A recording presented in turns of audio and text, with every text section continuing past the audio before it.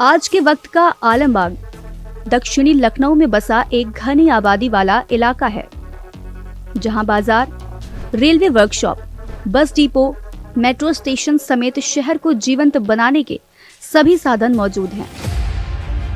पर क्या ये अतीत में भी इतना ही जीवंत था? कैसे पड़ा होगा इसका नाम? क्या है इसकी कहानी? आलमबाग कोठी के बारे में आप क्या जानते हैं? हमने अपने बड़ों से यही सुना है कि ये नवाब वाजिद अली शाह की 365वीं रानी थी आलम आरा, उसी के लिए बनवाई गई थी एक कोठी। बता सकते हैं कि इसका नाम आलमबाग कैसे पड़ा? आलमबाग में इसका नाम इसलिए पड़ा कि यहाँ पे पेड़ों का, जंगल का बहुत बड़ा वो था और उसकी वजह से ही आलमबाग का नाम रखा गया था यहाँ। आज हम आ गए हैं आलमबाग मेट्रो स्टेशन के पास, जिसके ठीक सामने आपको दिख रहा है चंदन नगर गेट, जिसको उस जमाने में लोग आलमबाग कोठी गेटवे के नाम से जानते थे। सर, इस जगह का नाम आलमबाग क्यों पड़ा? जी, ये आपने बहुत अच्छा सवाल किया। बहुत से लोगों को ये बात नहीं मालूम है। वाजिद अली शाह, अवध के आखिरी नवाब, उनकी पहली शादी बेगम आलम आरा के साथ हुई थी। 1837 का साल था और उनके बाबा मोहम्मद अली शाह, जिन्होंने छोटा इमाम बाड़ा बनाया, उनका ज़माना था।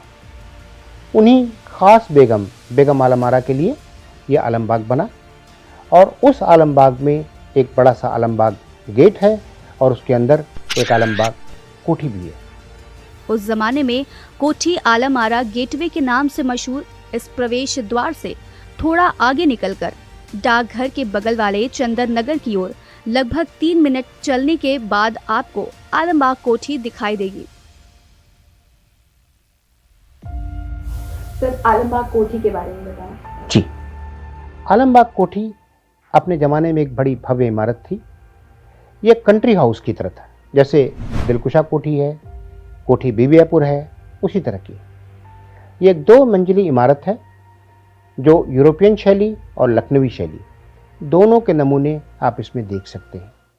इस सुंदर कोठी का निर्माण लखौरी ईंटों से किया गया है। दीवार पर फूलों की डिजाइन उकेरी गई है। आलमबाग गेट से शुरू होकर इसके चारों ओर एक दीवार हुआ करती थी, जो समय के साथ अब खत्म हो गई है। इसके चारों ओर 4 अष्टकोणीय ऑक्टेगनल टावर्स भी हैं, जो एक यूरोपियन शैली के परिचायक हैं। और यह कोठी लड़ाई का सबब बनी। 1857 में किले में तब्दील हो गई और बहुत सी लड़ाइयाँ इसके इर्द गिर्द हुई।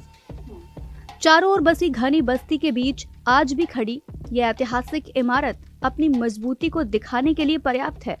सर, 1857 में जो लड़ाई हुई थी, उसमें इस जगह की क्या भूमिका थी? जी, बहुत जबरदस्त भूमिका आलमबाग कोठी की थी। हैवलॉक आया कहाँ से था? अंग्रेजी सेना किधर से आई थी? कानपुर से। कानपुर और लखनऊ का रास्ता आलमबाग से होकर गुजरता था और उसी आलमबाग कोठी के सामने से। इसीलिए इस आलमबाग कोठी में हिंदुस्तानी सेना ने एक ज़बरदस्त मोर्चा लगाया, जिसका नेतृत्व खुद राजा जयलाल सिंह ने किया, जिनके साथ राणा बेनी माधव, मिर्ज़ा बाकर अली और 1000 सिपाही थे। लेकिन अंग्रेज सेना की तोपें ज़बरदस्त थीं, उनकी मार बहुत दूर की थी और उसके कारण हिंदुस्तानी सेना को पीछे हटना पड़ा और उन्होंने चारबाग पुल पर जाकर के अगला मोर्चा लगाया। लेकिन उसके बावजूद 1857, 1858 में कई बार यहाँ पर लड़ाई हुई। ये वो दौर था जब अवध की नजाकत ने घूंघट से निकलकर बेधड़क क्रांति की ओर रुख किया। यहाँ न केवल वीरों ने बल्कि वीरांगनाओं ने भी खुद को बलिदान के लिए समर्पित किया था। सर, 1857 में जो आलमबाग में ये लड़ाई हुई थी, सर, उसमें बेगम हजरत महल खुद शामिल हुई थी? जी, कई लोगों को ये बात नहीं मालूम है, लेकिन अगर हम लखनऊ गजेटियर को पढ़ें, गजेटियर में खुद लिखा हुआ है 1858 फरवरी का महीना, फरवरी का गुजरता हुआ दिन, और खुद बेगम हजरत महल हाथी पर सवार होकर के इस आलमबाग कोठी पर हुए हमले में शामिल हुई। ये जो पेंटिंग आप देख रहे हैं, इस पेंटिंग में आप बेगम हजरत महल को हाथी पर सवार हुए देख सकते हैं। हुआ ये कि कैम्बेल ने जब नवंबर में दोबारा हमला किया लखनऊ पर, रेजिडेंसी से लोगों को छुड़ाया, वहाँ से वह दिलकुशा आए और फिर आलमबाग कोठी।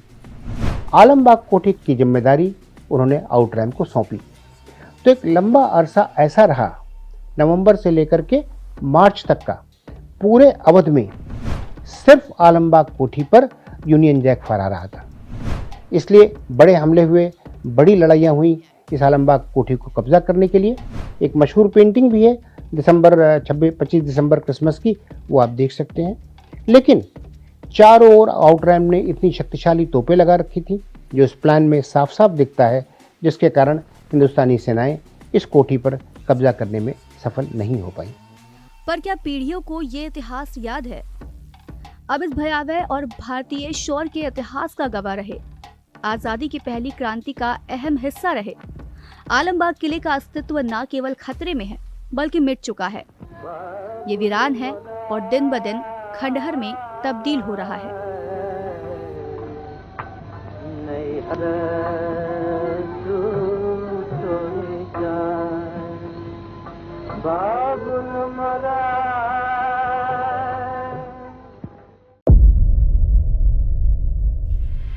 ट्राफलगर की लड़ाई के विजेता नेल्सन की याद में बना ये ट्राफलगर स्क्वायर लंदन के केंद्र में बनी इस सबसे नामी जगह पर नेल्सन कॉलम के अलावा 3 और मूर्तियां हैं।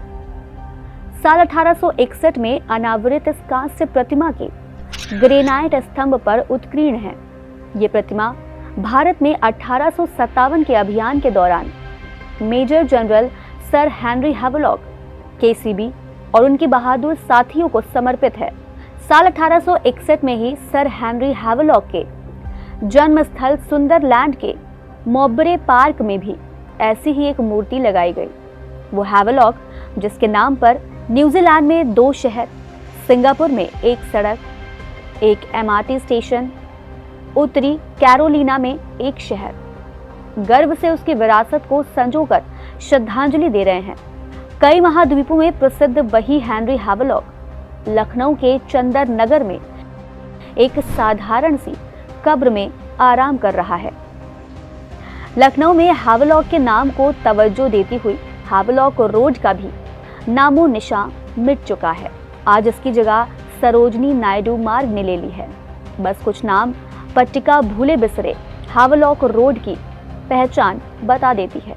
आज हम आ गए हैवलॉक टॉम पर, तो चलिए इतिहास के पन्नों को उलटते हैं और जानते हैं यहाँ के लोगों से कि कैसे वो हैवलॉक को और उनकी समाधि को याद करते हैं।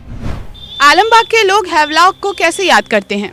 ये राष्ट्रीय संरक्षित स्मारक है और ये जो स्मारक जो है याद किया जाता था, ब्रिटिश शासन में जो लोग शहीद हुए थे उनके याद में ये बनाया गया है। और स्मारक में देखिए यहाँ के बारे में उतना तो नहीं जानते, बट इतना जानते हैं कि ये किसी के याद में बनाई गई है, जिनके लिए स्पेशली किसी का कुछ बलिदान किसने दिया था उनके लिए बनाई गई है। और यहाँ पे ऐसे हम तो आते जाते हम लोग बहुत से हम देखते हैं, कोई बाहर बोर्ड भी नहीं है जिस तरीके की जो जानकारी ले पाए। 24 नवंबर 1857 में हैवलॉक की दिलकुशा में पेचिस के कारण मौत हो गई, जिसके बाद उनको आलमबाग में दफनाया गया। मैंने 40 वर्षों तक अपने जीवन पर इतना शासन किया कि जब मृत्यु आएगी तो मैं बिना किसी डर के मर जाऊंगा। मैं उसका सामना कर सकता हूं। अपने जीवन को इस गौरव से जीने वाले British general sir Henry Havelock और जूनियर हैवलॉक ने 1857 की क्रांति में लखनऊ का मोर्चा संभाला था। हेनरी हैवलॉक जिसकी समाधि आलमबाग में है, सर बहुत लोग नहीं जानते हैं इनके बारे में, आप कुछ बताएं। मेजर जनरल हेनरी हैवलॉक, उन्होंने Anglo Burma, Anglo Afghan, Anglo Sikh ऐसी बड़ी बड़ी लड़ाइयों में बहुत ही महत्वपूर्ण योगदान दिया था। एंग्लो ईरान लड़ाई में 1856 के आसपास हेरात पर कब्जा होने के बाद भी हेनरी हैवलॉक का योगदान था। लेकिन उसी समय 1857 में जब हिंदुस्तान में विद्रोह हुआ, तब हेनरी हैवलॉक को बुलाया गया और कानपुर में, जहाँ से ब्रिटिश का कब्जा ख़त्म हो गया था, हेनरी हैवलॉक ने फिर से ब्रिटिश कब्जा स्थापित किया। लेकिन सबसे बड़ी समस्या उस समय रेजिडेंसी की थी। 1 जुलाई 1857 से रेजिडेंसी पर घेरा पड़ा हुआ था और उस रेजिडेंसी में अंग्रेज़ परिवार के लोग, सिपाही और तमाम लोग मौजूद थे। उनको छुड़ाने के लिए क्या किया जाए? तो 19 सितंबर को हेनरी हैवलॉक, जनरल आउटरैम, ये सारे लोग एक बड़ी सेना के साथ कानपुर से लखनऊ के लिए आए। 23 सितंबर को आलमबाग की लड़ाई हेनरी हैवलॉक ने जीती। 25 सितंबर को हेनरी हैवलॉक ने रेजेंसी पर वो पहुंच गए, लेकिन पहुंचने के बाद वहां से वो निकल नहीं पाए, क्योंकि काफ़ी उनकी सेना मर चुकी थी, सेना में काफ़ी कमी हो गई थी। तब भी उन्होंने, हेनरी हैवलॉक ने उसके आसपास के काफ़ी क्षेत्रों को पर अपना कब्जा बनाया। सर, लखनऊ में इनकी मौत कहाँ हुई थी? जी, हेनरी हैवलॉक ने रेजेंसी पर वो पहुंच गए थे 25 तारीख को, जैसा हमने बताया आपको पहले, 25 सितंबर को, लेकिन रेजेंसी से बाहर वो नहीं निकल पाए। दोबारा कैम्पबेल ने नवंबर में हमला किया और 19 नवंबर को कैम्पबेल की सेना रेजेंसी में पहुंच गई और रेजेंसी में फंसे हुए सारे लोगों को अपने सेना के साथ वो निकाल करके 22 नवंबर को दिलकुशा लाए। दिलकुशा में ही मेजर जनरल हैवलॉक की तबीयत खराब हुई और 24 नवंबर 1857 के दिन मेजर जनरल हैवलॉक की मृत्यु दिलकुशा में। सर, हेनरी हैवलॉक की समाधि के बारे में अगर आप कुछ बताएं। जी, हेनरी हैवलॉक की मृत्यु जैसा अभी हमने आपको बताया दिलकुशा में हुई 24 नवंबर को, लेकिन दिलकुशा को भी अंग्रेजी सेना ने खाली कर दिया था और वो सारे लोग वापस आलमबाग कोठी में आ गए थे। आलमबाग कोठी के पास ही एक कच्ची समाधि, सिंपल सी, बनाई गई हैवलॉक के लिए, जिस पर सिर्फ एक क्रॉस लगा हुआ था, जैसा कि इस चित्र में आपको बहुत साफ दिख रहा है। बहुत बाद में चलकर उनकी पत्नी, उनके परिवार के लोगों ने एक समाधि यहाँ बनाई, जिसमें एक मीनार ऐसा जो ओबेलिस्क आपको दिखता है, वो उनके परिवार के लोगों ने बनाया है। यहाँ हेनरी हैवलॉक के नश्वर अवशेषों को विश्राम दिया गया है। His ashes in a peaceful urn shall rest. His name a great example stands to show how strangely high endeavors may be blessed when pity and valor jointly go.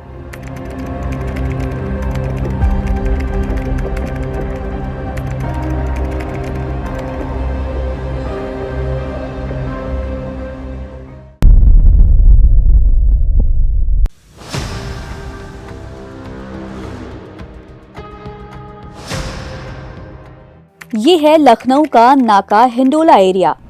Mobile की दुकानों, होटलों, भीड़ भाड़ और अंतहीन ट्रैफिक जाम से भरा। इसके बीच से गुजरने वाले ये लोग नाले पर बने इस पुल के इतिहास को बिसरा चुके हैं।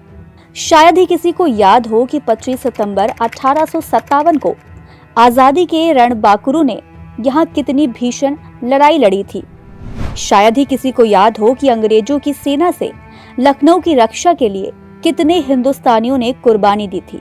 यहाँ पे एक पुल है, मतलब आप इसके इतिहास के बारे में कुछ जानते हैं? मेरे सामने तो सब बना हुआ था, कंप्लीट जैसा बना हुआ, अभी भी वैसे बना हुआ है। इतिहास के बारे में तो ज़्यादा नॉलेज नहीं है। के बारे में पुल तो है, उसके नीचे नहर बहती है जिसका नाम है हैदर कैनाल, और पहले तो ये पक्की बिल्कुल नहर बनी हुई है और इसमें पानी बिल्कुल साफ बहता था, लोग नहाते थे, इसमें मछली पकड़ते थे। अब जो है अब तो गंदी हो गई, अब तो उसका नाम ही बदल गया, नाला हो गया नहर से। ये पुल और ये नहर किन घटनाओं के गवाह रहे हैं, इससे जुड़ी कोई आपको स्मारक पट्टियां यहाँ नहीं दिखाई देंगी। सर, 1857 में चारबाग के इस पुल की बड़ी भूमिका बताई जाती थी। सर, अगर आप कुछ बताएं। जी, 1857 का अगर हम नक्शा देखें तो लखनऊ शहर एक ओर गोमती नदी थी और दूसरी ओर हैदर कैनाल। तो बिना हैदर कैनाल पर बने इस पुल को पार किए हुए आप लखनऊ में घुस ही नहीं सकते थे। और इस पुल के ऊपर से आलमबाग होते हुए लखनऊ से जो कानपुर सड़क जाती थी वो इसी पुल के ऊपर से जाती थी। तो जब हैवलॉक की सेना आई और आलमबाग में आलमबाग कोठी पर उन्होंने कब्जा कर लिया और उनको लखनऊ शहर में घुस करके रेजिडेंसी तक पहुंचना था, तो उनके लिए चारबाग के इस पुल को पार करना बहुत जरूरी था। और इसलिए इस चारबाग पुल पर जो लड़ाई हुई बहुत अहम लड़ाई थी और हिंदुस्तानी सेना ने भी इस लड़ाई में बहुत जबरदस्त मोर्चा इस पुल पर बांधा था और बहुत कठिन युद्ध का सामना ब्रिटिश सेनाओं को इस चारबाग पुल पर करना पड़ा। सर, चारबाग के उस पुल की बहुत महत्वपूर्ण भूमिका थी। सर, उस समय की अगर कोई तस्वीर मौजूद हो? जी, बहुत अच्छा सवाल आपने किया, क्योंकि जब हम उस चित्र को देखते हैं तभी हमारे दिमाग में एक जहन में एक तस्वीर उभरती है कि उस समय क्या हालत रही होगी। 1859 की चारबाग के इस पुल की तस्वीर नेशनल फोटोग्राफिक गैलरी कनाडा में है, जैसा कि आप अभी देख सकते हैं। और आप देख सकते हैं कि एक बड़ी सी खाई है जो हैदर कैनाल है, छोटा सा पुल है, और बिना इस पुल को पार किए हुए कोई तरीका नहीं है कि भारी तोपखाने लखनऊ शहर में अंदर घुस सके। इसलिए इस पुल की लड़ाई बहुत अहम थी और इस पुल पर कब्जा करना बहुत ज़रूरी था। सर, इस पुल पर अंग्रेजी सेना न गुजर पाए, इसके लिए हिंदुस्तानी क्रांतिकारियों ने क्या रणनीति बनाई? बहुत अच्छा आपने सवाल किया। एक बहुत अच्छी रणनीति हिंदुस्तानी क्रांतिकारियों ने बनाई। इस पुल को देखते हुए, एक सकरा सा पुल है, बिना उसको पार किए हम लखनऊ में घुस नहीं सकते, तो इस पुल के दूसरी तरफ 7 फीट ऊंचा मिट्टी का एक रैम्पर्ट बनाया उन्होंने, जिसके बीच एक पतली सी दरार थी जिससे सिर्फ एक आदमी गुजर सकता था। और उस मिट्टी के रैम्पर्ट के पीछे हिंदुस्तानी तोपें, 6 हिंदुस्तानी तोपें और 2 24 पाउंडर की बड़ी तोपें, और हिंदुस्तानी तोपखानों के गोलों के आगे, उस गोलाबारी के आगे जो ब्रिटिश तोपखाना जो हर लड़ाई जीतता था परेशान हो गया, क्योंकि उनके गोलों का असर उस रैम्पर्ट के पार नहीं जा पा रहा था। साथ ही साथ हिंदुस्तानी क्रांतिकारियों की, हिंदुस्तानी सेना की एक टुकड़ी साइड से भी, बगल से भी, फ्लैंक से ब्रिटिश सेना पर लगातार हमला कर रही थी। सर, आखिरकार ब्रिटिश सेना ने उस पुल को कैसे पार किया? जी, वास्तव में बहुत कठिन बात थी, क्योंकि मिट्टी का रैम्पर्ट, उसके पीछे से आग उगलते हुए हिंदुस्तानी तोपें, और जो ब्रिटिश तोपखाना का नायक था उसने एक तरह से हार मान ली। उसने अंग्रेजी सेना के पैदल सेना को बोला कि अब हमारे लिए इस तोपखाने को पार करना बहुत मुश्किल है। Arnold Havelock, major general Havelock के लड़के, लेफ्टिनेंट आर्नल्ड हैवलॉक, उन्होंने फिर तय किया कि हमको इस आग की दरिया के बीच से गुजर करके जाना है। उनकी एक टुकड़ी थी 28 लोगों की, जिसको हम फोरलॉर्न होप के नाम से जानते हैं। उस टुकड़ी का पर्पस ही होता है कि अधिकतर लोग उसमें या तो मर जाएंगे या बहुत गंभीर रूप से घायल होंगे। वो 28 लोगों की टुकड़ी आगे बढ़ी, 26 लोग उसमें मर गए या गंभीर रूप से घायल हुए। Arnold Havelock, lieutenant Arnold Havelock, उनकी टोपी के अंदर से होती हुई गोली बाहर निकल गई, यानी बाल बाल बचे वो, और उनके साथ सिर्फ एक और आदमी। वो लोग आगे बढ़े और उनके आगे बढ़ने के साथ ही मद्रास फ्यूजिलर्स की सिपाही, उनके अंदर हिम्मत जागी और वो भी उनके साथ तेजी से आगे बढ़े, और जो पतली सी दरार थी वहाँ से आगे बढ़ते हुए उन्होंने हिंदुस्तानी तोपखाने पर कब्जा किया। लेकिन इस लड़ाई में ब्रिटिश सेना को भी भारी नुकसान का सामना करना पड़ा और हिंदुस्तानी तोपखाने के जो इंचार्ज थे मारे गए। लेकिन अल्टीमेटली उस दिन चारबाग के पुल पर अंग्रेज़ों का कब्जा हुआ, वो लखनऊ शहर में घुस पाए और देर शाम तक रेजिडेंसी में हैवलॉक पहुंच पाए। लेकिन भारत के क्रांति वीरों की ओर से लड़ी गई भीषण लड़ाई की याद दिलाने वाला यहाँ एक भी चिन्ह मौजूद नहीं है। आज़ादी के लिए अपने प्राणों की आहुति देने वालों के प्रति हमारी एकमात्र श्रद्धांजलि यही हो सकती है कि जब हम नाका से गुजरें तो अपने आसपास के शोर शराबे से थोड़ा रुके और उन स्वतंत्रता सेनानियों के सर्वोच्च बलिदान को याद करें जो अपनी आखिरी सांस तक लड़ते रहे।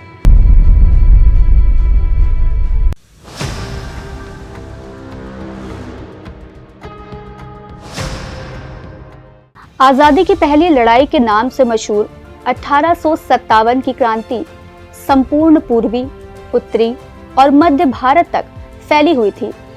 बैरकपुर से शुरू हुई ये चिंगारी पूरब में आरा और पटना से लेकर उत्तर में मेरठ, दिल्ली और मध्य भारत में झांसी, ग्वालियर तक क्रांति की आग बनकर धधक उठी थी। लेकिन अवध के केंद्र लखनऊ में ये आग सबसे भीषण और प्रबल थी, जहां न केवल 3 बार ब्रिटिश सेना को हमला करना पड़ा, बल्कि लगातार ये प्रतिरोध साल भर तक चला। लखनऊ की ही लड़ाई में हेनरी लॉरेंस, हैवलॉक, हडसन और जनरल जेम्स जॉर्ज स्मिथ नील जैसे कई ब्रिटिश जनरल्स ने अपनी आखिरी सांस ली। इलाहाबाद के कसाई के नाम से मशहूर जेम्स जॉर्ज स्मिथ नील वही ब्रिटिश जनरल हैं जिसने 25 सितंबर को कैसरबाग की लड़ाई में रेजिडेंसी की घेराबंदी को तोड़ने में नेतृत्व करते हुए जान गंवाई थी। नील वही ब्रिटिश जनरल हैं जिनका अस्तित्व आज भी नवाबों के शहर में मौजूद है। आज हम नील गेट पर खड़े हैं, जिस पे शेरों की आकृति बनी हुई है। करीब 150 साल पहले इसे शेर दरवाजा भी कहा जाता था। ये वही शेर दरवाजा है जो 1857 की क्रांति के दौरान केसरबाग की लड़ाई का अहम हिस्सा रहा। आप ये नील गेट के बारे में कुछ बता सकते हैं? गेट के बारे में बेटा हमको इतना ज्ञान है कि अंदर नील साहब की मजार बनी हुई है। हाँ, उन्हीं के नाम से नील रोड बोला जाता है। हाँ सर, जनरल नील कौन थे और इनका लखनऊ से क्या नाता था? जी, नील मद्रास रेजिमेंट से जुड़े हुए थे। इनकी पैदाइश स्कॉटलैंड में हुई थी, पढ़ाई लिखाई ग्लासगो में हुई थी, और अभी भी जहां ये पैदा हुए थे उस जगह नील की एक भव्य मूर्ति उनकी याद में है। 1827 में ये ईस्ट इंडिया कंपनी से जुड़े। अगले साल ही ये लेफ्टिनेंट के पद पर आ गए और मद्रास रेजिमेंट में रहे। जब हैवलॉक की फर्स्ट लीफ यानी रेजिडेंसी में फंसे लोगों को छुड़ाने के लिए विदेशी ये ब्रिटिश सेना आई, तो हैवलॉक और आउटरैम के साथ एक ब्रिगेड को कमांड करते हुए ब्रिगेडियर नील भी लखनऊ आए थे। इस प्रकार से लखनऊ से भी उनका एक बड़ा ताल्लुक रहा है। लखनऊ में इनकी मौत भी हुई। सर, जनरल नील को बूचर ऑफ इलाहाबाद कहा जाता है, अगर आप कुछ बताएं। जी, जनरल नील के बारे में बहुत से किस्से जुड़े हुए हैं और उनको एक अलग ढंग से देखा जाता है। हुआ ये कि 1857 का जब विद्रोह हुआ तो जनरल नील क्रीमिया की लड़ाई में शामिल थे, उसके पहले एंग्लो बर्मा की लड़ाई में शामिल थे, तमाम लड़ाइयों में शरीक रहे। तो जनरल नील को मद्रास रेजिमेंट के साथ बनारस भेजा गया, लेकिन बनारस से ही उनका रवैया थोड़ा अलग ढंग का था। इलाहाबाद पर उस समय क्रांतिकारियों का कब्जा हो गया था। इलाहाबाद में फिर से ब्रिटिश कब्जे के लिए जनरल नील जब आगे बढ़े, रास्ते में जितने गांव पड़े, तमाम निरीह निरपराध ऐसे लोग जो विद्रोही नहीं थे, जिनका 1857 की लड़ाई से भी कोई संबंध नहीं था, उन्हें भी पकड़ करके पेड़ों पर उन्होंने फांसी लगा दी, पेड़ों पर टांग दिया। उनका उद्देश्य यही था, सारे गांव वालों के पास, सड़कों पर से गुजरने वालों के मन में एक टेरर पैदा करना, एक आतंक पैदा करना। इलाहाबाद पहुंच करके भी उनका यह कहर एक चरम सीमा पर पहुंच गया। उन्होंने लोगों के घरों में आग लगाई, बहुत से लोगों को तोपों से उड़ा दिया और बहुत से लोगों को फांसी लगाई। उसके बाद जनरल नील कानपुर पहुंचे। उसी के कुछ दिनों पहले बीबीघर मैसेकर हुआ था, जिसमें ब्रिटिश बच्चे औरतें मारे गए थे। उसका बदला लेने के लिए उन्होंने बहुत जुल्म वहाँ के लोगों पर किए, जिसका उस घटना से कोई संबंध नहीं था। उन लोगों के साथ भी उन पर अत्याचार किए और बाद में उन्हें फांसी पर लटका दिया। इसलिए जनरल नील को हम लोग अक्सर बूचर ऑफ इलाहाबाद के नाम से भी जानते हैं। यमराज बने नील की क्रूरता की कहानी लखनऊ तक पहुंच चुकी थी। लखनऊ पहुंचे नील ब्रिटिश सेना के साथ रेजिडेंसी की ओर बढ़ रहे थे। इसी दौरान कैसरबाग के खास बाजार के पास एक हिंदुस्तानी सिपाही की गोली का शिकार बने नील कभी रेजिडेंसी नहीं पहुंच सके। यहीं इसी जगह अंग्रेजों ने नील को समर्पित नील गेट बनाया। नील गेट और नील की कब्र अंग्रेजों के नायक नील का स्मृति चिन्ह हो सकते हैं, लेकिन भारतीय क्रांति वीरों की गाथा का यहाँ कोई सबूत नहीं। ऐसा कोई सबूत नहीं है जो उन निरपराध लोगों के दर्द को बयां कर सके जो नील की क्रूरता का शिकार बने।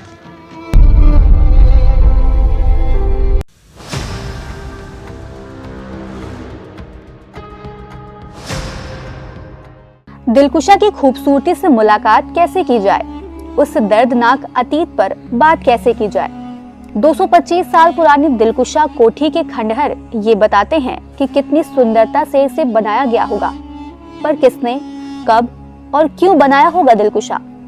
क्या क्या झेला होगा इस कोठी ने? 1857 की गदर और फिर गुजरते काल के साथ इसका पराभव, पर इसे यूं ही छोड़ देना उस कुर्बानी को भुला देने जैसा होगा जिसकी नींव पर हमें ये आजादी मिली है। सर, दिलकुशा कोठी आज इतनी खूबसूरत है तो उस जमाने में कैसे हुआ करती थी? 1866 का विलियम सैमसन का जो वाटर कलर चित्र है, जो अभी हम देख रहे हैं, इसको देखने से हमें अंदाज लगता है कि वो कितना सुंदर रही होगी।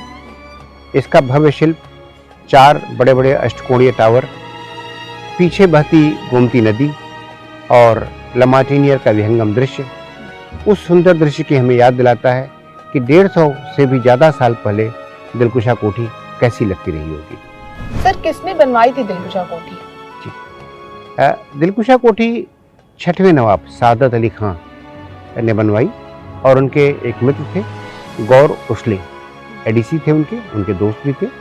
उनकी देखरेख में इसका निर्माण हुआ और इंग्लैंड में 1721 में एक सीटन डेलावल हॉल करके एक मशहूर कोठी थी, बिल्डिंग थी, उसी की प्रतिकृति, उसी के अनुरूप बहुत से लोग कहते हैं उसे प्रभावित इसकी शैली थी। सर कहते हैं कि दिलकुशा कोठी में कुछ चेंजेस भी किए गए थे, आप कुछ अगर इस बारे में बताएं। जी, दिलकुशा कोठी की सबसे पुरानी पेंटिंग 1814 की सीताराम की पेंटिंग में मिलता है। इस पेंटिंग को जैसा हम देख रहे हैं, इसमें टावर मात्र 2 मंजिलें हैं, 3 मंजिलें नहीं हैं, और टावर का शीर्ष शंकु के आकार का न होकर के एक फ्लैट रूफ, एक समतल रूफ है। कहा जाता है कि नसरुद्दीन हैदर के जमाने में इस कोठी के आकार प्रकार में थोड़ा परिवर्तन हुआ। सर दिलकुशा कोठी के आर्किटेक्चर के बारे में कुछ बताएं। दिलकुशा कोठी का आर्किटेक्चर पैलेडियन शैली का था। पैलेडियन शैली की खास बात होती है सिंप्लिसिटी और सिमेट्री। बिएटो के 1858 के दिलकुशा कोठी के चित्र को जब हम देखते हैं तो हम देख सकते हैं कि पैलेडियन शैली के गुण इसमें किस प्रकार है। इसके चारों ओर बहुत ही सुंदर अष्टकोणीय टावर हैं और सीढ़ियाँ जो सामान्यतः अंदर होती हैं, बाहर की ओर इन्हीं टावर्स के अंदर हैं, जैसे अंदर की जगह बढ़ जाए, रहने की जगह बढ़ जाए। उसी के साथ साथ रसोई और अस्तबल भी बाहर की ओर है। यह खुले मैदान में बनी हुई कोठी थी जो मूल रूप से एक हंटिंग लॉज या कंट्री हाउस की थी और साथ ही साथ पीछे बह रही गोमती इसको भव्य छटा प्रदान करती थी। दिलकुशा कोठी के साथ कुछ संरक्षित समाधियां भी हैं। अधिकतर कब्रें ब्रिटिश सैनिकों की नामहीन हैं, सिवाय 2 के, लेफ्टिनेंट पाल और लेफ्टिनेंट चार्ल्स डैशवुड के। और ये हमें याद दिलाता है कि दिलकुशा कोठी 1857 के विद्रोह की भी साक्षी है। सर 1857 और 58 में अंग्रेजों के हमले में इस कोठी की क्या भूमिका थी? 1857 का हमला जब दोबारा नवंबर में कैम्बेल आए तो फिर हैदर कैनाल का मुद्दा था। हैदर कैनाल को कहाँ से पार करें, कैसे पार करें, तो इसलिए उस बार उन्होंने आलमबाग से दिलकुशा की ओर का रुख किया और सबसे पहले जलालाबाद का किला, जिसे आज हम बिजली पासी के किले के नाम से जानते हैं, वहाँ हमला किया, उसे जीता और उसके बाद वो दिलकुशा पहुँचे। दिलकुशा पर हमले की लड़ाई के बारे में मिशेल की पुस्तक में एक बहुत अच्छा उदाहरण दिया गया है, जिसे आप यहाँ देख सकते हैं। दिलकुशा कोठी के उद्यान में तरह तरह के हिरण के झुंड थे, लेकिन हिंदुस्तानी सेनाएं नहीं दिख रही थी। ब्रिटिश सेना की आधी रेजिमेंट जब कोठी में घुस गई, तब अचानक कोठी के पीछे छुपी हिंदुस्तानी तोपें गरजने लगी। एक गोला लेफ्टिनेंट रॉबर्ट के घोड़े पर लगा और घोड़ा 2 टुकड़ों में होकर वहीं गिर गया। आखिर काफी देर चली भीषण लड़ाई के बाद हिंदुस्तानी सेना ने हटकर मार्टिनियर में मोर्चा संभाला और दिलकुशा पर कब्जा हो सका। दिलकुशा के बाद जब वो रेजिडेंसी पहुंचे और लौटते हुए हैवलॉक और बाकी सेना यहाँ रुकी, वहीं पर हैवलॉक की मृत्यु हुई। मार्च में जब तीसरा और अंतिम हमला लखनऊ में हुआ, वह हमला भी दिलकुशा के रास्ते से ही हुआ। कैम्बेल की और फ्रैंक की सेनाएं यहीं रहीं और यहीं से बेस बना करके उन्होंने लखनऊ पर मार्च 1858 में अंतिम हमला किया। 1866 की ये पेंटिंग दिखाती है कि 1857 में दिलकुशा को बहुत बड़े नुकसान का सामना नहीं करना पड़ा। साल 1862 में अभी का कैंटोनमेंट बना, फिर दिलकुशा कोठी कमांडिंग ऑफिसर का निवास बन गया। साल 1870 आते आते इस भवन का पराभव शुरू हुआ। कमांडिंग ऑफिसर का रेजिडेंस बदल गया। अब्बास अली की साल 1874 के फोटोग्राफ और राजा दीन दयाल के साल 1888 के फोटोग्राफ इसके पास बढ़ते जंगली अत्याचार को दिखाने के लिए पर्याप्त है। अब बढ़ते जंगल के साथ इस भवन का सुंदर अतीत खंडहर में बदल रहा है। दिलकुशा कोठी के पीछे धीरे धीरे बहती गोमती आज भी उस काल के वैभव, संघर्ष और पराभव की मिली जुली दास्तान कह रही है।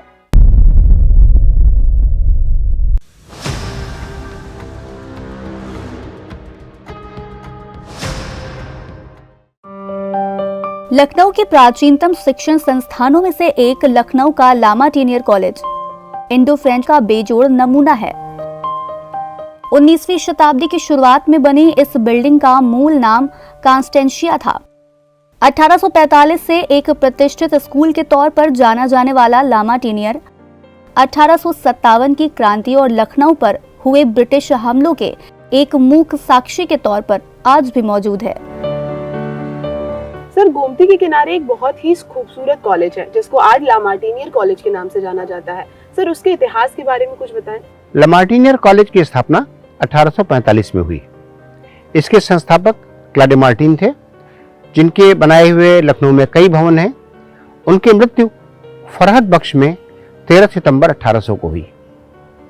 उन्होंने अपनी वसीयत में लिखा था कि कॉन्स्टेंशिया जो उनकी बनाई हुई एक बिल्डिंग थी, जिसका निर्माण अभी पूरा नहीं हुआ था, उसे एक स्कूल में तब्दील किया जाए और उसी लामार्टिनियर कॉलेज में उनकी समाधि भी है। सर, 1857 में इस कॉलेज की बड़ी भूमिका बताई जाती थी। सर, इसकी भूमिका के बारे में अगर आप कुछ बताएं। लामार्टिनियर कॉलेज में उस समय मुख्य रूप से यूरोपियन विद्यार्थी ही पढ़ते थे। मार्च के शुरू में जब 1857 की आग सुगबुगानी शुरू की थी, करीब 268-270 के आसपास विद्यार्थी इस कॉलेज में थे। जैसे जैसे विद्रोह की आग बढ़ी, गर्मी बढ़ी, लड़कों की संख्या कम होती चली गई। मई तक यह संख्या घटकर 100 रह गई। तो 18 जून को 65 स्टूडेंट्स और टीचर्स लामार्टिनियर छोड़ करके रेजिडेंसी में गए। 30 जून को चिन्हट की लड़ाई के बाद 1 जुलाई से जो रेजिडेंसी का घेरा शुरू हुआ, उसमें लामार्टिनियर के लड़कों ने रेजिडेंसी की रक्षा करने में एक योगदान दिया। एक पोस्ट थी जिसको मार्टिनियर पोस्ट के नाम से कहा जाता था, और शायद यह एक अकेला स्कूल है, अकेला कॉलेज है। लड़ाई खत्म होने के बाद ब्रिटिश शासकों की ओर से इसे एक कलर भी प्रदान किया गया रेजिडेंसी की सुरक्षा के लिए। 13 नवंबर 1857 को दिलकुशा पर कब्जे के बाद ब्रिटिश सेना लामार्टिनियर पहुंची। रेजिडेंसी पर हमले के लिए कैंपबेल ने इसे बेस कैंप बनाते हुए 16 नवंबर को सिकंदर बाग और शाहनजब पर हमला किया। रेजिडेंसी से संवाद के लिए मार्टिनियर पर सेमाफोर सिग्नल लगाया गया और यहीं से कैंपबेल ने रेजिडेंसी के लिए अपनी सेना को कूच करने का आदेश दिया था। सर, रेजिडेंसी तक पहुंचने के लिए कैंपबेल ने क्या रणनीति बनाई थी? मार्टिनियर को, जैसा मैंने बताया, कि लामार्टिनियर उनका बेस था और समस्या थी हैदर कैनाल को कहां और कैसे पार किया जाए। हैदर कैनाल पार करने का एक रास्ता था, जहां हम अभी राजभवन देख रहे हैं, उसके बगल से ही हैदर कैनाल जाती है और वहां पर अभी भी एक छोटी सी पुलिया है। राजभवन को उस समय हम मेजर बैंक्स की कोठी कहकर बुलाते थे। कैंपबेल ने अपनी रणनीति में इस तरह से दिखाया कि जैसे वह बाईं ओर से दिलकुशा को से चल करके, लामार्टिनियर से चल करके मेजर बैंक्स की कोठी की ओर से, यानी राजभवन की ओर से हजरतगंज होते हुए रेजिडेंसी की ओर कूच करेंगे। इसके लिए सारे तोपों का रुख उन्होंने बाईं ओर रखा। दिन भर 15 नवंबर को तोपें गरजती रहीं और हिंदुस्तानी सिपाही यह सोचते रहे कि हमला दिलकुशा से आने वाली सड़क से हो करके बैंक्स की कोठी के बगल से हजरतगंज और बेगम कोठी की ओर से होगा। लेकिन 16 नवंबर की सुबह सुबह गोमती के किनारे, जहां हैदर कैनाल एकदम सूखी थी, उस हैदर कैनाल को उन्होंने वहां से पार किया। सर, कहते हैं कि हडसन की समाधि भी लामार्टिनियर कॉलेज में है। अगर आप इस बारे में कुछ बताएं। मार्च में जब हमला हुआ और बेगम कोठी पर लड़ाई हुई, बेगम कोठी की लड़ाई में हडसन गंभीर रूप से घायल हो गए थे और अभी जो हम राजभवन के रूप में देखते हैं, जिसे पहले बैंक्स कोठी के नाम से जानते थे, उसी बैंक्स कोठी में हडसन की मृत्यु हुई और उन्हें लामार्टिनियर में दफनाया गया। लेकिन हडसन का सबसे बड़ा उल्लेख 1857 की क्रांति में बहादुर शाह जफर के साथ जुड़ा हुआ है। बहादुर शाह जफर ने पहले सरेंडर किया और अगले दिन बहादुर शाह जफर के लड़कों को हडसन ने पकड़ा। उन लोगों ने आत्मसमर्पण कर दिया और उन्हें लेकर के हडसन जा रहे थे। रास्ते में जिस गाड़ी में उनके लड़के सवार थे, एक बुलेट कार्ट थी, उसे उतार करके हडसन ने उनका वध कर दिया और इस प्रकार से जो रॉयल प्रिंसेस थे मुगल खानदान के आखिरी राजकुमार थे, वो हडसन के हाथों मारे गए और उन्हीं हडसन की कब्र इस समय लामार्टिनियर कॉलेज में है। इस भव्य भवन ने 200 से ज्यादा सालों के इतिहास में लखनऊ को बदलते देखा है।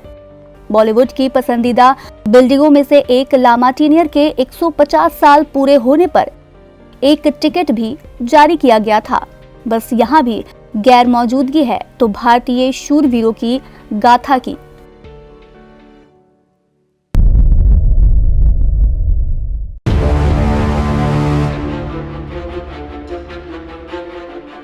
नवाबों का शहर कहे जाने वाले लखनऊ में संस्कृति, विरासत और वास्तुशिल्प का इतिहास अपनी संकरी गलियों में फुसफुसाता है। मनमोहक इमारतों के गढ़ लखनऊ में लखौरी ईंटों से बने सिकंदर बाग का अपना गुरूर है। सिकंदर महल के नाम से मशहूर नवाब वाजिद अली शाह की रानी उमराव के लिए बनाया गया ये कंट्री हाउस अपनी सुंदरता से ज्यादा क्रांति के लिए जाना जाता है। ये इमारत जानी जाती है उन 2500 हिंदुस्तानियों की कुर्बानी के लिए जो जाते जाते भारत को आजाद करने के लिए क्रांति के एक बड़े सफर की शुरुआत कर गए। सर, जो आज का सिकंदर बाग है वो 1857 का भी उसका ऐसा ही रूप था? नहीं, बड़ा फर्क पड़ा। अभी जो आप सीधी सड़क देखती हैं अशोक मार्ग सिकंदर बाग की ओर आते हुए, ऐसा नहीं था। इसके पहले सड़क सिकंदर बाग पर खत्म हो जाती थी। बाद में सिकंदर बाग को 2 हिस्सों में बांटा गया और जो हम NBRI या नेशनल बॉटनिकल गार्डन के नाम से जानते हैं वो सिकंदर बाग का ही हिस्सा था और अब सड़क सिकंदर बाग के बगल से होती हुई गोमती को पार करते हुए आगे निकल जाती। दूसरा फर्क पड़ा, सिकंदर बाग का जो गेट हम देख रहे हैं, भव्य गेट, वह 1857 में बहुत डैमेज हो गया था और जैसा हम इस चित्र से देख सकते हैं। तीसरा फर्क यह था, बार बार हम 2 मंजिली बिल्डिंग का जिक्र करते हैं लेकिन आज वो बिल्डिंग हमको सिकंदर बाग में नहीं दिखती। दीवारों में भी अगर आप पुरानी तस्वीरों के मुकाबले देखेंगे तो बहुत फर्क आया। 1857 की क्रांति में सिकंदर बाग के विद्रोह जैसी कोई दूसरी मिसाल नहीं। इस विद्रोह के 2500 कुर्बानों में न केवल सिपाही बल्कि तालुकेदारों की सेना, शहरी पुरुषों और महिलाओं ने भी अपने प्राणों की आहुति दी थी। इस लड़ाई में हिंदुस्तानियों ने ब्रिटिश सेना के अफसरों और सिपाहियों को बड़े पैमाने पर नुकसान पहुंचाया था। एक ही दिन में 16 विक्टोरिया क्रॉस दिए जाने का रिकॉर्ड भी इसी विद्रोह के नाम दर्ज है। सर, कैसे भारतीय सेनानियों ने ब्रिटिश सेनानियों का प्रतिरोध किया? भारतीय सेनानियों ने बहुत जबरदस्त प्रतिरोध किया। दीवारों में बने हुए छेदों से, खिड़कियों से, छत पर से, जो 2 मंजिली बिल्डिंग थी उसकी छत पर से लगातार भारतीय सेनानियों ने, आज़ादी के लड़ाकुओं ने गोलियां बरसाई और ब्रिटिश सेना के लिए आगे बढ़ना मुश्किल हो रहा था। लेकिन रस्सी से खींच खींच करके अपनी भारी तोपों को वो आगे लाए और सिकंदर बाग की दीवारों पर ब्रिटिश सेना ने गोले बरसाने शुरू कर दिए। लेकिन उसके बावजूद भारतीय सेनानियों ने, भारतीय आज़ादी के लड़ाकुओं ने अपना युद्ध जारी रखा और ब्रिटिश सेना का जबरदस्त मुकाबला किया। सर, कैसे ब्रिटिश सेना सिकंदर बाग में घुसने में सफल हो पाई? जैसा भी हमने आपको बताया, बहुत कठिन जंग चल रही थी और भारतीय लड़ाकू सिकंदर बाग के अंदर थे, ब्रिटिश सेना अंदर घुसने की कोशिश कर रही थी। जैसा कि हम इस प्लान में देख सकते हैं, इस नक्शे में देख सकते हैं, 18 पाउंड की एक तोप सिकंदर बाग का जो आज मुख्य दरवाजा है उसके बगल से दीवारों पर लगातार प्रहार कर रही थी और करीब घंटे भर से ज्यादा लगातार गोले बरसाने के बाद उस दीवार में एक बहुत छोटा सा छेद हुआ, जिस छेद से 1 या 2 आदमी अंदर घुस सकते थे और उसी छेद से होकर के कुछ सिख सिपाही, ब्रिटिश सिपाही अंदर घुसे और उसी समय जो मुख्य दरवाजा अभी भी सिकंदर बाग का हम देख सकते हैं, उसी दरवाजे में दरवाजा थोड़ा सा खुला। कुछ भारतीय सिपाही बाहर रह गए थे, उनको अंदर लाने के लिए अंदर के सिपाहियों ने दरवाजा खोला था, लेकिन कुछ अंग्रेजों की ओर से लड़ रहे सिख सिपाहियों ने अपनी ढाल उसके अंदर घुसा दी और उसी समय छेद से भी ब्रिटिश सिपाही अंदर घुस चुके थे। उस चक्कर में वह दरवाजा खुल गया और कुछ सिपाही टूटी हुई दीवार से, कुछ मुख्य दरवाजे से अंदर घुस गए और भारतीय सिपाही जो 2 मंजिला बिल्डिंग थी उसके अंदर उन्होंने घुस करके दरवाज़ा अंदर से बंद कर लिया और वहाँ से फिर से ब्रिटिश सेनानियों से लड़ने लगे। सर ऐसा कहा जाता है कि इस लड़ाई में पुरुषों के साथ महिलाएं भी भाग ली थीं, कितनी सच्चाई है इस बात? जी, ये एक बड़ी भीषण लड़ाई थी और इस लड़ाई में 2500 से ज़्यादा लोग मारे गए। सिकंदराबाद की इस लड़ाई में सिपाहियों ने तो भाग लिया ही, तालुकेदारों के साथ जुड़ी हुई जो फोर्सेस थी उन्होंने भाग लिया और करीब 300 नागरिकों ने भी भाग लिया और हर आदमी औरत आखिरी सांस तक लड़ा। एक पुस्तक में इस बात का उल्लेख है कि सिपाहियों के साथ तालुकेदार के सिपाही और कुछ निग्रेस जो लखनऊ में रह रही थी उन निग्रेस ने भी भाग लिया। मिशेल ने अपनी पुस्तक में पीपल के पेड़ के ऊपर से एक महिला ने किस प्रकार से फायरिंग की और तमाम ब्रिटिश सेना के सिपाहियों को घायल किया, मारा, उसका भी उल्लेख किया है। एक पीपल के पेड़ के नीचे खड़े ब्रिटिश सेना के कुछ सिख सिपाहियों के सिर में गोली लगी। कैप्टन डॉसन ने वैलिस से कहा कि लगता है पेड़ से कोई गोली चला रहा है। वैलिस ने ऊपर देखा तो पेड़ पर कोई था। वैलिस ने ऊपर गोली चला दी। पेड़ से गिरने वाली एक स्त्री थी जिसने लाल जैकेट और गुलाबी ट्राउजर पहन रखे थे। बेल्ट में अभी भी एक घुड़सवार सेना की पुरानी पिस्टल लगी हुई थी।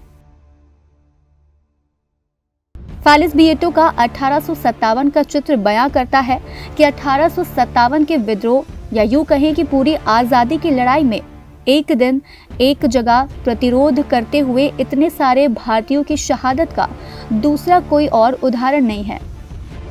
16 नवंबर का वह दिन और सिकंदराबाद का वह विद्रोह जिसे इतनी बड़ी शहादत के मद्देनजर स्वर्ण अक्षरों में लिखा जाना चाहिए था।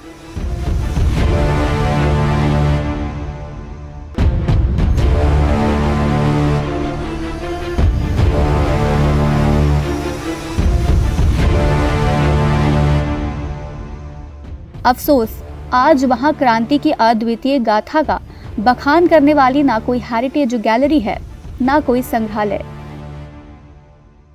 इमामबाड़ों के शहर कहे जाने वाले लखनऊ के सबसे खूबसूरत इमामबाड़ों में से एक है शाह नजफ। नवाब गाजी उद्दीन हैदर की 1818 में बनवाई हुई ये इमारत इराक के हजरत अली के मकबरे की प्रतिमूर्ति भी है। गुंबद और 2 खूबसूरत बड़े भव्य गेट वाली ये इमारत इमामबाड़ा होने के साथ साथ गाजी उद्दीन हैदर का मकबरा भी है, जिसमें गाजी उद्दीन हैदर के साथ साथ उनकी बेगम मुबारक महल और 2 अन्य बेगमों की भी मज़ारें हैं। अपनी सुंदरता और नवाबों के इतिहास से जुड़ा ये खूबसूरत इमामबाड़ा जंग आजादी का भी गवाह रहा है। 16 नवंबर 1857 की जंग में भारतीय वीरों ने शाह नजफ को लखनऊ पर हुए हमले के प्रतिरोध का केंद्र बनाया, जहां हर धर्म के लोगों ने कंधे से कंधा मिलाकर आजादी का बिगुल बजाया। शाह नजफ में हिंदुस्तानियों ने ब्रिटिश सेनानियों का किस तरीके से मुकाबला किया? शाह नजफ में बहुत जबरदस्त मुकाबला ब्रिटिश सेना को झेलना पड़ा।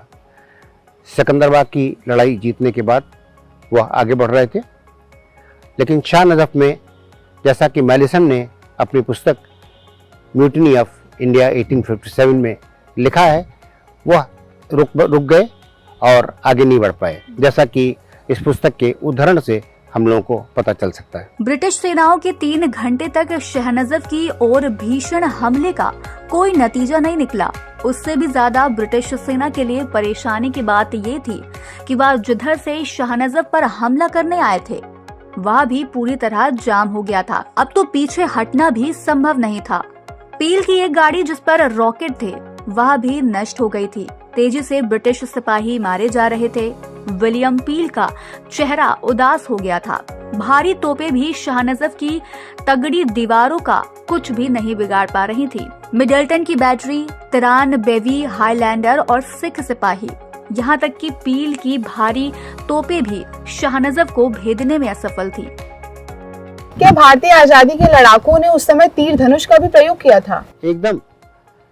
मिशेल जो 93rd हाईलैंडर में सार्जेंट थे, अपनी पुस्तक में उन्होंने उसका बड़ा लोमहर्षक वर्णन किया है कि किस प्रकार वह आश्चर्यचकित रह गए। उनके साथियों को लगा कि क्या हो रहा है जब तीर, सरसराते हुए तीर उनके ऊपर आने लगे।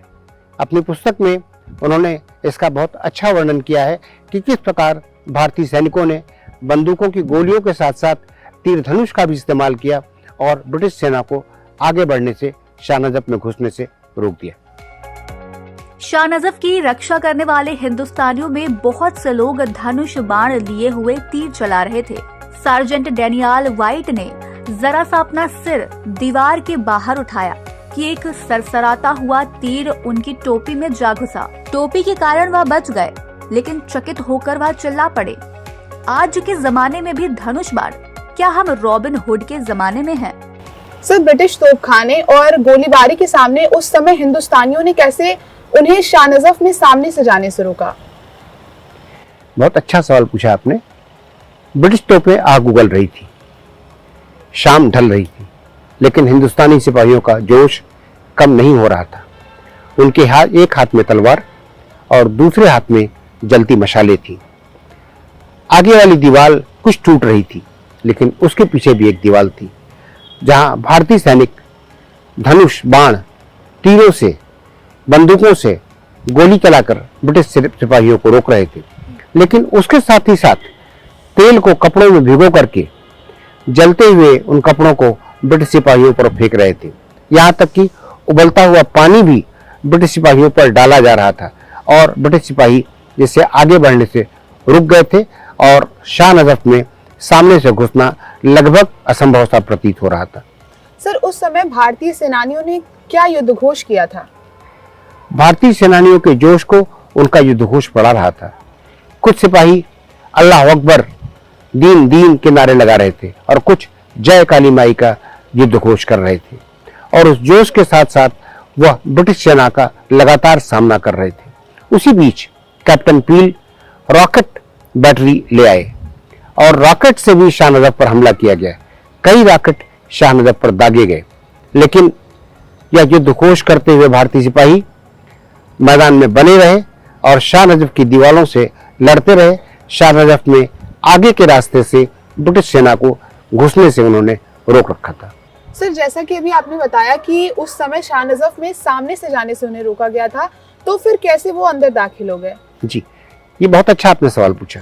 हुआ यूं कि एक ब्रिटिश सिपाही जब वो पीछे की ओर गया तो उसने देखा पीछे की ओर, जो शाह नजफ का बड़ा इमामबाड़ा हम देखते हैं, पीछे की ओर एक हल्की सी दरार हो गई थी और चुपके से आकर यह सूचना उसने कमांडर इन चीफ कैम्बेल को बताई।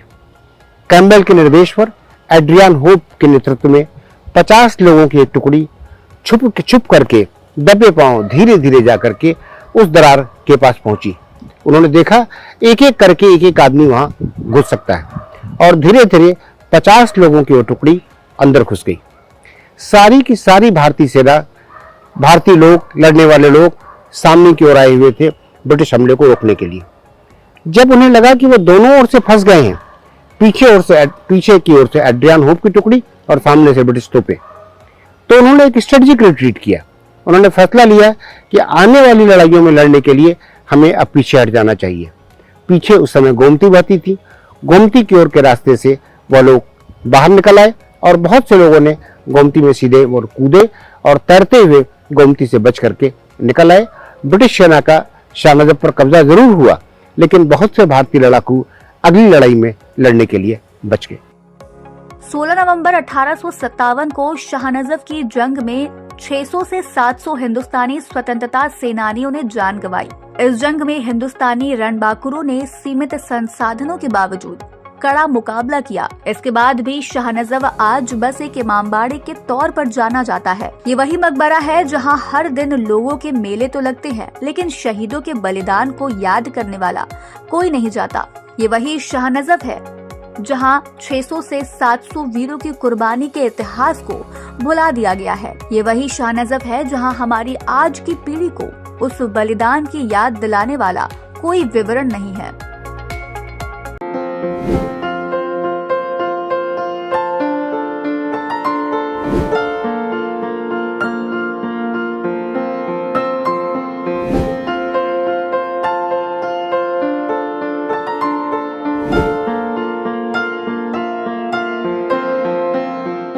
ये है भारत का सबसे बड़ा राज्य उत्तर प्रदेश और ये है उसकी राजधानी लखनऊ। पिछले 8 एपिसोड से हम लखनऊ के अलग अलग जगहों और 1857 के संग्राम से जुड़े उसकी कहानियों के बारे में आपको बता रहे हैं। इसी कड़ी में आज बारी है लखनऊ के हजरतगंज इलाके की।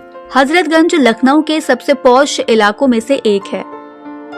शॉपिंग, खाने पीने की जगह और अब सिर्फ यादों में रचा बसा Mayfair picture hall, quality restaurant और कपूर होटल, जहां 15 अगस्त 1947 को जश्न आज़ादी के दिन लखनऊ और उसके आसपास के क्षेत्रों में रहने वाले लोगों और हजरतगंज से संबंधित आगंतुकों के लिए ये सब कुछ एक मीठी याद की तरह है।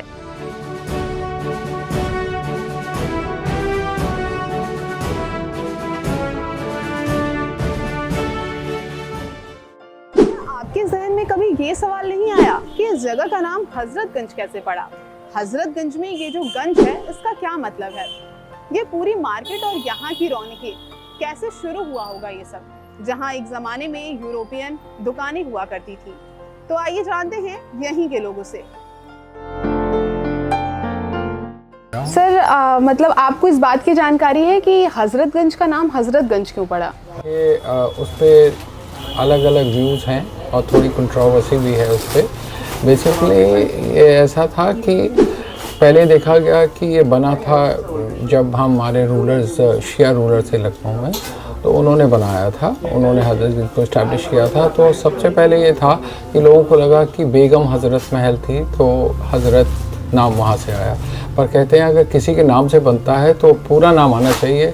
ये महल को छोड़ दिया गया, तो हजरतगंज तो वो सेटिस्फाई नहीं करता था उस कंडीशंस को। तो फिर उसके बाद ऐसा हुआ कि since they were all Shia followers, Shia से, तो हज़रत अली को वो सबसे एमिनेंट मानते हैं। तो हज़रत अली के नाम से अली उन्होंने यूज़ किया, हज़रत यूज़ किया। हज़रत तो is an address to their one of caliph, जो उनके खलीफा होते थे, उनको हज़रत साहब थे। तो सबसे ज़्यादातर ये शियाज़ हैं, सब फॉलोअर्स अली के हैं, हज़रत अली के, तो इसलिए हज़रत नाम ऐसा लगता है कि उसी वजह। और गंज एक्चुअली मंडी को कहते हैं, तो मंडी को जो जिस जगह सेल होती, और ये कनेक्शन पॉइंट था, तो यहाँ पर मंडी लगती होगी, मार्केट होगी, तो इसलिए हजरतगंज नाम उसको बन के पड़ गया, ऐसा कुछ।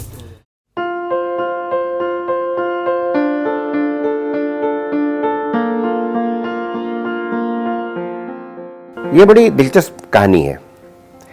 वालिद अली शाह के जो वालिद थे, उनके पिताजी अमजद अली शाह बड़े धार्मिक प्रवृत्ति के थे और उन्हें लोग हजरत के नाम से जानते थे, और उन्हीं के नाम के साथ हजरतगंज को हम जोड़कर देखते हैं। उनकी बनाई हुई बेगम कोठी थी, 1844 में मलिका आहत के लिए उन्होंने बनवाया, और उसके बाद सिप्तानाबाद इमामबाड़ा, जहां वो चिरनिद्रा में सो रहे हैं। हजरतगंज का जो दूसरा अक्षर है वो गंज है। लखनऊ में बहुत से मोहल्ले गंज के साथ जुड़े हुए हैं, रकाबगंज, फतेहगंज, जाहियागंज। नेविल ने 1904 के लखनऊ गजेटियर में लिखा था कि गंज का अर्थ गल्ले की मंडी होता है, और फतेहगंज और रकाबगंज गल्ले की बड़ी मंडियां थीं। लेकिन हजरतगंज में भी गल्ले की मंडी थी, और बेग की जो लखनऊ गाइड है 1911 में छपी हुई, उसमें जहां अभी साहू सिनेमा है, खादी भंडार हम देखते हैं, उसके आसपास के इलाके में उसी साइड में, उसी पटरी पर गल्ले की मंडी थी। अभी जो हम नक्शा देख रहे हैं वो अक्टूबर 1857 का नक्शा है, जिसमें हम साफ साफ हजरतगंज देख सकते हैं। और उसको आज से जोड़ने के लिए ये समझ लें कि जो तारे वाले कोठी नक्शे में है, वह अभी स्टेट बैंक का मुख्य ऑफिस है। जो चौपड़ अस्तबल दिख रहा है, वही अब कैफे कॉफी डे मुड़कर इंडियन कॉफी हाउस, यानी जो अशोक मार्ग की ओर मुड़ने वाली जगह है, वह है। लॉरेंस टेरेस भी इसी अस्तबल की जगह बना। हजरतगंज जहां लिखा है, वही बेगम कोठी थी।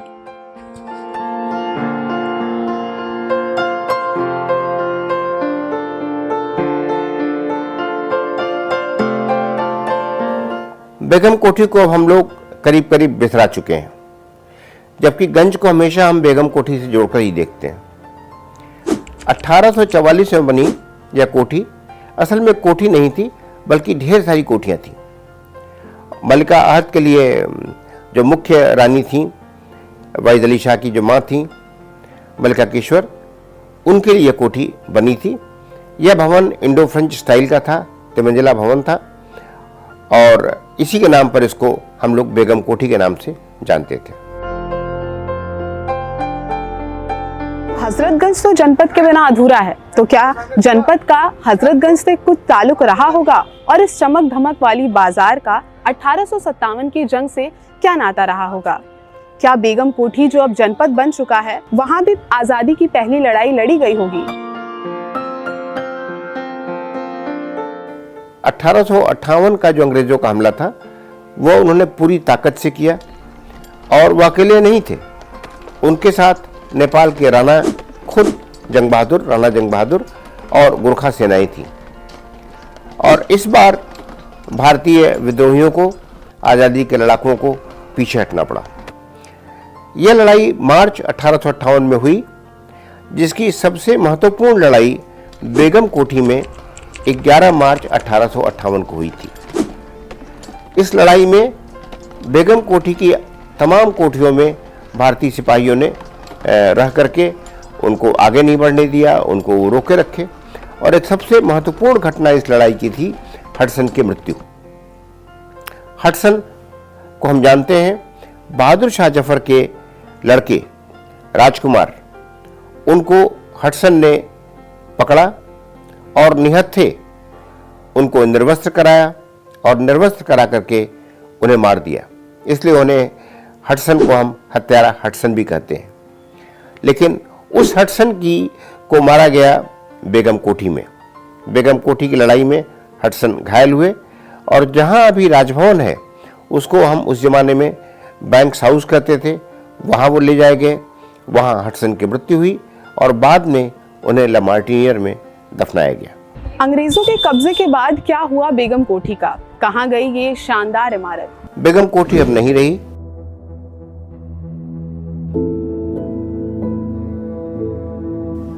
बेगम कोठी की लड़ाई के लोग, उनकी याद करने वाला कोई चिन्ह भी अब नहीं रहा। यह बहुत दुख की बात है। बेगम कोठी जैसा मैंने बताया 1844 में बनी। 1858 की लड़ाई की वो साक्षी रही। उसने सैकड़ों हजारों भारतीय सिपाहियों को आज़ादी के लिए लड़ते मरते देखा। हडसन की हत्या देखी, बदला लेना देखा मुगल राजकुमारों को मारने का। लेकिन जब अंग्रेज़ों ने कब्जा किया तो उस बेगम कोठी के बाहर एक पर्दे के लिए एक दीवार थी, उस दीवार को उन्होंने तोड़ दिया और जो मुख्य बेगम कोठी थी वह जनरल पोस्ट ऑफिस में तब्दील हो गया। जो आज हम जनरल पोस्ट ऑफिस देखते हैं, जिसको हम जीपीओ के नाम से जानते हैं, वह 1930 के आसपास बना और 1930 तक जनपद में जो बेगम कोठी थी वही जीपीओ या बड़ा डाकखाना था। उसके अलावा जितनी बिल्डिंगें थीं, जितनी कोठियां थीं, उनको किसी न किसी को दे दिया गया। उसी में से एक कोठी में अवध रोहिलखंड रेलवे का कार्यालय बना, जो अभी डीआरएम ऑफिस है। कई कोठियां मुंशी नवल किशोर प्रेस को मिली और कुछ कोठियों में दुकानें खुली, जो हजरतगंज में यूरोपीय सामान मिलने वाली दुकानों का आधार था। तो इस प्रकार से हम कह सकते हैं कि अगर हम हजरतगंज के इतिहास को कुरेदेंगे तो हमें उसको बेगम कोठी से जोड़ करके ही देखना पड़ेगा।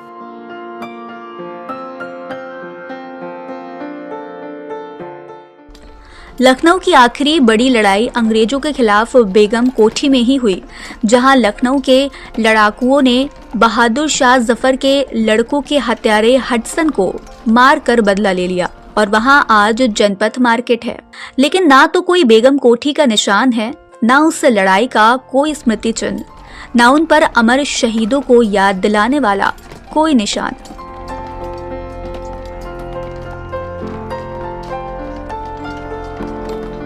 आपको ये पूरा एपिसोड कैसा लगा हमें कमेंट बॉक्स में ज़रूर बताएं। और हाँ, अगर इससे जुड़ा कोई भी सवाल आपके मन में हो तो कमेंट ज़रूर करें। हमारी पूरी कोशिश रहेगी कि हम आप तक इसका जवाब ज़रूर दें।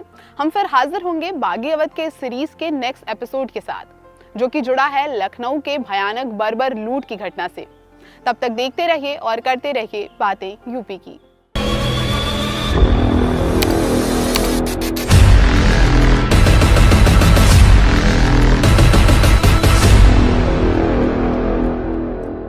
बागीवध के 10वें एपिसोड में आप सभी का स्वागत है। पिछले 9 एपिसोड में हमने लखनऊ के अलग अलग जगहों की बात की, जैसे आलमबाग, हैदर कैनाल, नील गेट, दिलकुशा कोठी, ला मार्टिनियर, सिकंदर बाग, शाह नजफ और हजरतगंज के बारे में। इसी कड़ी में आज बात लखनऊ के केसर बाग के उस लूट कांड की जिसको सुनकर आप सिहर उठेंगे। बात 1857 के संग्राम की है। ये 30 मई 1857 से शुरू होकर 14 मार्च 1858 को कैसर बाग पर कब्जे के साथ करीब 10 महीने के बाद लखनऊ पर ब्रिटिश सत्ता का कब्जा हो सका। इतना लंबा और भीषण प्रतिरोध किसी भी शहर ने आज़ादी की पहली लड़ाई में नहीं किया था, पर कैसर बाग पर कब्जे के बाद जो अंग्रेजी सेनाओं और उनके साथ की नेपाली सेना ने लूट की, उसकी भी मिसाल नहीं मिलती। इस लूट की खबर पूरी दुनिया में फैली और अमेरिका के मशहूर अखबार न्यूयॉर्क ट्रिब्यून में कार्ल मार्क्स के साथी प्रसिद्ध चिंतक फ्रेडरिक एंगल्स ने लिखा कि दुनिया के किसी भी देश की सेना ने अगर इसका 1/10 भी इस तरह का अत्याचार और लूट की होती तो ब्रिटिश प्रेस उसकी भरपूर निंदा करता। पूरे यूरोप और अमेरिका में कोई भी ऐसी सेना नहीं है जो लूट, नरसंहार और हिंसा में ब्रिटिश सेना की बराबरी कर सके। 12 दिन तक लखनऊ लूटा जाता रहा। एक एक सिपाही ने हजारों पाउंड लूटे और उनकी वर्दियों में इतने लूटे हुए हीरे जवाहरात थे जिससे स्कॉटलैंड और आयरलैंड में बड़ी बड़ी जमींदारियां खरीदी जा सकती थी। फ्रेडरिक एंगल्स ने लिखा कि लूटे गए सामानों की नीलामी से ही करीब 6 लाख पाउंड मिलेंगे और लखनऊ में कुल हुए नुकसान का जायजा लिया जाए तो करीब 50 से 60 लाख पाउंड का नुकसान हुआ होगा। उस समय लखनऊ हिंदुस्तान के 4 सबसे समृद्ध शहरों में से एक था। ऐसे में हम ये कह सकते हैं कि उस जमाने में जब लूट हुई तो उसका टोटल नुकसान करीब 1000 करोड़ से कम का ना रहा होगा। हम कैसे ये कह सकते हैं कि ये नुकसान इतना भयानक था? क्या कैसर बाग में हुई लड़ाई का कोई प्रत्यक्षदर्शी गवाह था? लंदन टाइम्स के संवाददाता W.H. रसेल उस समय कैसर बाग में मौजूद थे 14 मार्च 1858 को, जब कैसर बाग की लूट हो रही थी। बाद में माई म्यूटनी डायरी में 16वें चैप्टर में उन्होंने इस घटना का लोमहर्षक वर्णन किया कि कैसे ब्रिटिश और सिख सिपाहियों ने बंदूक के कुंदों से दरवाज़ों को तोड़ा, बक्सों को तोड़ा और उसमें से हीरे जवाहरात, सोने चांदी के आभूषण निकाले। एक बक्सा तो चांदी का ही बना हुआ था और जो सामान वो लूट नहीं पा रहे थे उसे नष्ट कर दे रहे थे। घोड़े की जीन से लेकर के शाल, दुशाले, कीमती आभूषण जिनमें सोने और चांदी और हीरे जवाहरात जड़े हुए थे, उन्हें कैसर बाग के बीचों बीच आग लगाकर जला दिया गया, जिससे उसके अंदर का सोना, चांदी और आभूषण निकाले जा सके। और यह घटना सिर्फ कैसर बाग में नहीं बल्कि आसपास चारों ओर हो रही थी। यहाँ एक बात समझना जरूरी है कि ये लूट सिर्फ कैसर बाग के महलों तक ही सीमित नहीं थी। कैसर बाग से शुरू होकर ये लूट पूरे शहर में फैल गई। बहुत सी चीजें नष्ट कर दी गईं। छोटा इमामबाड़ा में जब रसेल पहुंचे तो एक से एक महंगे झाड़ फानूस चूर चूर कर दिए गए थे और उन चूर चूर हुए महंगे फानूसों में पैर धंस रहे थे। नवाबी महलों के साथ ये लूटपाट लोगों के घरों तक भी पहुंची और अंग्रेज सेना ने कुछ दिनों बाद सरकारी तौर पर लूट पर पाबंदी लगा दी, लेकिन करीब 10-12 दिन तक बिना रुके लखनऊ लूटा जाता रहा। लूट की बर्बरता तो हम सभी ने देखी, लेकिन जरा सोचिए कि जब मार्च 1858 में ये लड़ाई अंग्रेजों द्वारा लखनऊ में हुई तो उस समय लखनऊ के लोगों का क्या हुआ होगा। पीसी मुखर्जी की मशहूर किताब पिक्टोरियल लखनऊ में भी रसेल की डायरी का उदाहरण दिया हुआ है और यह एक ऐसी क्रूर घटना थी जिससे शायद क्रूरता को भी आंसू आ जाएं। रसेल ने लिखा कि वह लोग लौट रहे थे, तब उन्होंने देखा कि एक बुढ़ा अंधा आदमी और उसके साथ एक बच्चा चले आ रहे थे। बच्चे ने जान की दुहाई दी। अंग्रेज़ अफसर ने पिस्तौल चलाई। 1 बार, 2 बार, 3 बार, तीनों बार पिस्तौल नहीं चली। तीनों बार उसे मौका था कि वो अपना इरादा बदल देता, लेकिन चौथी बार जब उसने पिस्तौल चलाई तो उस निरीह छोटे से बच्चे को गोली मारकर उसने समाप्त कर दिया। इस प्रकार की घटनाएं पूरे लखनऊ में घट रही थीं। लखनऊ के लूट के बाद प्राइस एजेंट तय किए गए, जो मोहल्लों में जाकर लूटे हुए घरों को फिर से लूट रहे थे और उनका ऑक्शन किया जा रहा था। कई मोहल्ले नष्ट नाबूद कर दिए गए। मिशेल, जो 93 हाईलैंडर में सार्जेंट थे, उनकी मशहूर पुस्तक, उनकी जो म्यूटनी की मेमोरी है, उसमें उन्होंने लिखा कि 93 हाईलैंडर्स के सिपाही 13 मार्च को बेगम कोठी पर कब्जे के बाद वापस कैंप में भेज दिए गए थे। जब 17 मार्च को दोबारा उनकी ड्यूटी लगाई, लखनऊ काफ़ी कुछ लूट चुका था, लेकिन उसके बावजूद दरगाहों, इमामबाड़ों को उन्होंने लूटा और एक सोने का ताजिया जिस पर हीरे जवाहरात जड़े हुए थे वह उनकी कंपनी ने लूटा और उसका गुंबद एक लेफ्टिनेंट को दिया गया, जो मिशेल ने लिखा है कि बाद में लंदन में 80,000 पाउंड में जाकर बिका। जब लखनऊ के लोगों की सारी संपत्तियां छीन ली गईं, इसका मतलब ये हुआ कि उस समय जब लखनऊ के लोग वहां पे जो रह रहे थे, उनके संपत्ति का अधिकार समाप्त कर दिया गया। क्या थी सच्चाई, आइए जानते हैं। लखनऊ की इस लूट में, लखनऊ की लड़ाई में तालुकेदारों का भी एक रोल था, एक भूमिका थी। लखनऊ की लूट के बाद जब अंग्रेज़ों का पूरा कब्जा हो गया, उन्होंने आदेश दिया कि सारे प्रॉपर्टी के राइट्स समाप्त हो जाएंगे, सिवाय 6 तालुकेदारों के जिन्होंने अंग्रेज़ों का साथ दिया था, जिनमें राजा बलरामपुर प्रमुख थे। उन्हें राजा की जगह महाराजा की उपाधि दी गई। तुलसीपुर की रानी का पूरा स्टेट उन्हें मिल गया। गोंडा का बड़ा हिस्सा महाराजा बलरामपुर को मिल गया।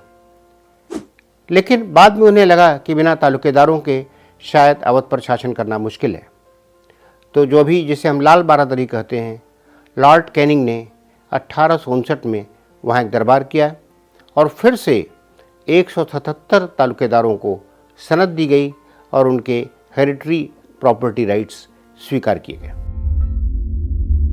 कैसरबाग लूटकांड के जरिए लोगों की संपत्तियां छीनी गई, फिर उसमें से कुछ वापस की गई। लेकिन इन सब के बीच एक सवाल जो जहन में उठता है वो ये कि लखनऊ के इमामबाड़ों और नवाबी महलों का क्या हुआ। लखनऊ की लूट तो कुछ दिनों बाद थम गई, लेकिन लखनऊ का विध्वंस नहीं रुका। कैसरबाग, जो वाहिद अली शाह का सपना था, जिसने लखनऊ एक नई पराकाष्ठा पर, नई उन्नत तक पहुंचा था, वह काफ़ी कुछ तबाह कर दिया गया। उसके बड़े भवन ध्वस्त कर दिए गए। सिप्तानाबाद इमामबाड़ा, जहाँ वाहिद अली शाह के वालिद आराम फरमा रहे हैं, उसे चर्च में तब्दील कर दिया गया। उसके बाहरी हिस्से पर दुकानें बनवा दी गईं। चारों ओर के मकान एंग्लो इंडियंस को दे दिए गए। बड़ा इमामबाड़ा, जो अज़ादारी और मजलिसों के लिए मशहूर था, वहाँ पर अंग्रेज़ सैनिक दंडनाते फिरते थे। छतर मंजिल, जहाँ कभी अवध की बेगमें रहा करती थीं, वह छतर मंजिल यूनाइटेड सर्विस क्लब के रूप में तब्दील हो गया और लखनऊ के ढेर सारे मोहल्ले नष्ट कर दिए गए, ध्वस्त कर दिए गए। मार्च 1858 का ये जो लूट कांड कैसरबाग में हुआ, आज इसको लखनऊ के लोगों ने बिसरा दिया है। मतलब सर, आपको मतलब उस इतिहास के बारे में नहीं पता है? ज़्यादा नहीं मालूमात है हमको, उसके बारे में ज़्यादा याद नहीं है। तो आज के इस कार्यक्रम में बस इतना ही। हम फिर हाजिर होंगे बागी अवध के नेक्स्ट एपिसोड के साथ। अगर आपको इस एपिसोड से रिलेटेड कोई भी क्वेश्चन हो जो आपके दिमाग में आ रहा हो, तो आप कमेंट करके ज़रूर बताइएगा, हम आपको इसका जवाब अवश्य देंगे। तो आज के इस कार्यक्रम में बस इतना ही। मिलते हैं कुछ नई जानकारियों के साथ, तब तक मुझे दीजिए इजाज़त। नमस्कार।